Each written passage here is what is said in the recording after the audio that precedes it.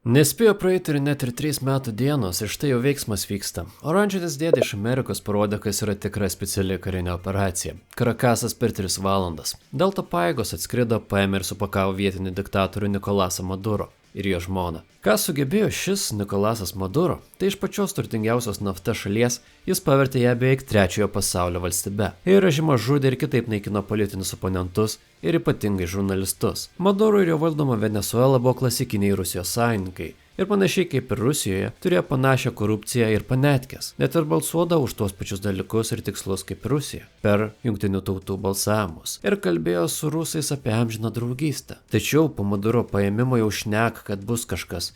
Ir kad pažeisti tarptautinės teisės standartai, normos ir panašiai. Dvigubi standartai, kai tai eina iš rusų. Venesuelos viceprezidentė galės pasitraukti į Maskvą, kur kartu su Bašaro al-Asadu galės geiminti su Xbox'u ar krist pro langą. Lotynų Amerikos regione tai buvo vienintelė rimtesnė Rusijos sąjungininkė. Rusų žiniasklaida verkė, kad bus kerštas, ar kad reikia daryti tą patį per karą, kurį patys pradėjo.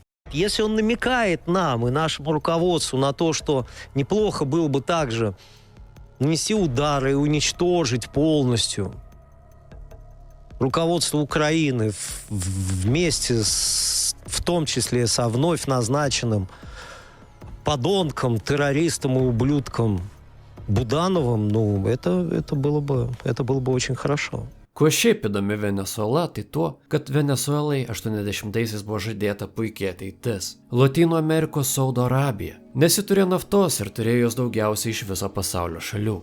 Venesueloje nafta pirmą kartą komerciškai pradėta gręžti dar 1914, kol Europoje vyko pirmasis pasaulinis karas. 28-aisiais Venesuela tampa didžiausia naftos eksportuotoja pasaulyje, o 60-aisiais ji tampa OPEC įkūrėja. Tai yra naftą eksportuojančių šalių organizacijos. Gyvenimas buvo baisiai geras ir 70-80-aisiais dygo dangoraižiai, kurortai ir netgi kazino. Valiutos buvo daugiau nei šieno. 73-aisiais naftą eksportuojančios arabų šalis pradėjo naftos embargą.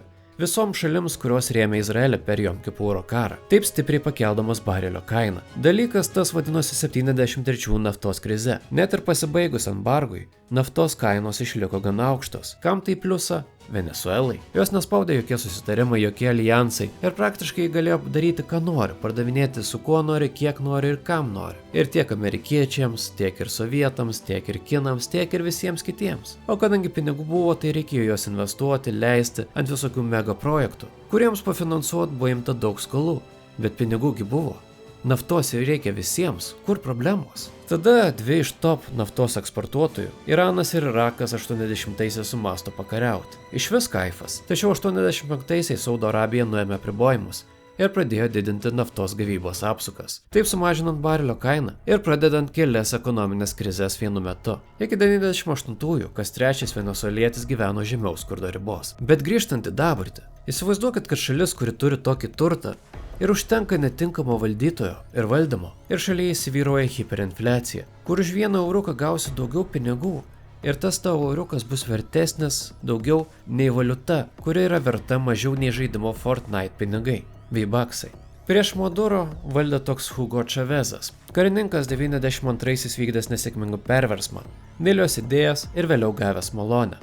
Savo laiku labai mylimas ir populiarus politikas. 98-aisiais jis būdamas 44 buvo demokratiškai išrinktas ir tapo jauniausiu Venesuelos prezidentu, kuris sugebėjo pasinaudoti turimais turtais. Jis pradėjo naftos nacionalizacijos programą ir 2004-aisiais vykstant naftos kainų bumui jis išnaudojo tai socialiniams programams, edukacijai, sveikatos priežiūrai ir prie to pačio skurdas buvo sumažintas per pusę. Nors nereikia turėti jokių iliuzijų. Dėdė nuo valdžios gavimo pradėjo perrašinėti konstituciją. Ir naujos konstitucijos dėka galėjo būti renkamas neribotą kiekį kadencijų, kaip ir bet koks kitas autoritarinis diktatorius. 2010-aisiais tyrimais buvo patvirtinta, kad Venesuela turi didžiausias naftos atsargas pasaulyje – 300 milijardų barelių. Aišku, su laiku naftos kaina krenta. Ir tai turi pasekmių. Bet Chavezui pasisekė. Jis to tiesiog nesulaukė. Mirė 2013-aisiais. Po jo mirties jo paskirtas įpėdinis Nikolasas Maduro nesugebėjo sutvarkyti ekonomikos ir ėmėsi viską, kad jis ir jo draugeliai išsilaikytų valdžioje. Su laiku tapo baisiai nepopuliarus Venesueloje ir pradėjo doroti su priešais realiais ir išgalvotais. Pats jis nebuvo iš politinio elito šeimos ir anksčiau dirbo autobuso vairuotoju. Ir Čavezo buvo pasirinktas dėl to, nes jis buvo tas žmogus iš liaudės, tas paprastas žmogelis. Nuo 2017 Nikolasas Maduro buvo asmeniškai trauktas į JAV sankcijų sąrašą už demokratijos pažeidimus Venesueloje. Tai yra už tai, kad fiziškai susidorojo su protestuotojais, kurie norėjo pagerinti savo sąlygas ir nebuvo patenkinti valdžios korupcija. 2018 lapkritį pagal prezidento dekretą buvo įvestos platesnės ekonominės sankcijos, nukreiptos prieš Venesuelos naftos, finansų ir kitus ekonominius sektorius. 19-aisiais pats Maduro išėjo antrą kadenciją, nors buvo daugybė klausimų dėl klastotų rinkimų. Tačiau tuo pačiu metu prasidėjo ir embargas Venesuelos naftai. Sankcijos stipriai paveikė infliaciją, kuri pasiekė tokį lygį, kad negi sunku patikėti, kad tai išvis yra įmanoma. Milijonai venesueliečių pradėjo migruoti ieškant geresnio gyvenimo prošvaišių. Ir balandžio 30-ąją, tų pačių 19 metų, Venesuelos opozicionierius Juanas Guaido pradėjo operaciją Laisvė. Tokį kaip ir perversmą, kuris dėja nepavyko, ir Maduro išlaikė ir sustiprino savo valdžią. 2019 rugpjūtį prezidentas Trumpas paskelbė dar vieną dekretą, kuriuo įšaldė Maduro vyriausybės turtą Jungtinėse Amerikos valstijose ir išplėtė sankcijas tiems, kurie padeda jo režimui. Kadangi su nafta nesisekė, Maduro perėjo prie naujo finansų šaltinio. Tai buvo psichotropinės medžiagos ir narkotikai. Amerikiečiai nuo 2020-ųjų kaltino jį narkotikų importavimo Jungtinės valstijas ir taip pat kartelių propagavimą, saugimą ir netgi bendradarbiavimą su jais. Tais pačiais 2020-ais dėl karantino krito ir naftos kaina, kas privertė Maduro leisti už prekes ir paslaugas Venesuelai atsiskaityti Amerikos doleriais. Aišku, bėdos po vieną nevaikšto. Ir 2023-aisiais Maduro pradėjo referendumą dėl kaimyninės Gajanos teritorijos aneksijos, nes ten gyveno daugybė venesueliečių ir reikėjo susigrąžinti istoriškai Venesuelos žemes. Tačiau, kadangi pasirodė naujas žaidėjas, šios planus reikėjo atšaukti. O tas naujas žaidėjas - tai sena gera Amerika. Nuo 25-ųjų Amerika pradėjo grasinti Venesuelai, kad mažintų tai, ką daro, ir už informaciją ir pagalbą sulaikant Maduro siūlė 15, o vėliau pakėlė iki $50 milijonų kompensacijos. 2025 pabaigoje, 26 pradžioje Maduro dalino interviu, kad nieko nebus. Y fue una conversación, como yo he dicho, respetuosa, muy respetuosa.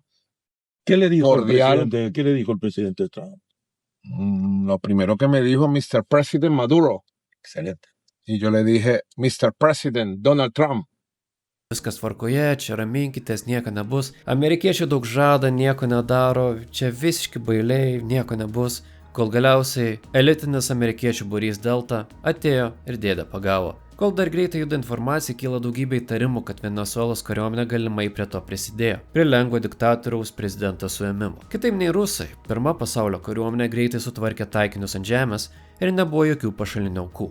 Jokių gimdymo namų, jokių vaikų darželių. Tik rusiškos oro gynybos sistemos tokios kaip Buk ir S-300. Operacija priešiškos valstybės sostinėje, kurioje buvo pilna priešiškos valstybės karių ir amerikiečiai nepatyrė jokių stipresnių nuostolių. Kalbant apie pasirašymą, likus kelioms savaitėms iki puolimo ir pradėjus operacijas nukreiptas prieš laivus iš Venesuelos, buvo pasirašytas susitarimas su Venesuelos kaimyninė sala Trinidado ir Tobago, kuris suteikė JAV kariuomeniai teisę naudotis jos oro uostais. Per pres konferenciją dėdė Trumpas teigė: I want to thank the men and women of our military who achieved such an extraordinary success overnight with breathtaking speed, power, precision, and competence.